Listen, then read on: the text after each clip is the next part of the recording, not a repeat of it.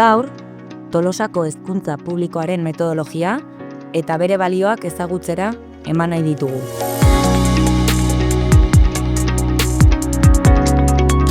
Samanigoren helburua ez da jakintzak eta ezagutzak helaraztea bakarrik. Gure ikasleak, pertsona integratuak eta gizartean eragin positiboa dutenak izateko prestatzea baizik. Hezkuntza publikoan ikasleen aniztasuna eta inklusioa errespetatzen dira. Gure ikastetxean ikasle guztiak onartzen ditugu, eta gure helburua da bakoitzaren ahalmen eta gaitasunak garatzea.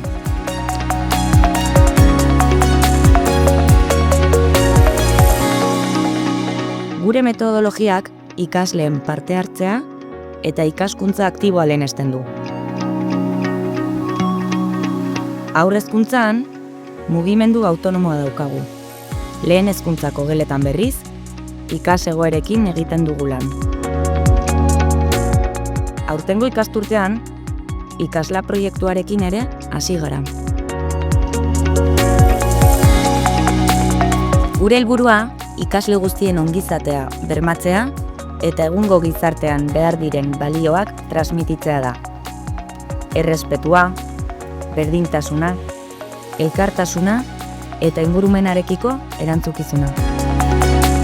Zuen seme-alabak hemen aurkituko dute ingurune seguru, euskaldun eta aberasgarria, ikaskuntza bizi eta integratzailea. Tolosako eskola publikoa, zure etorkizuna hemen hasten da.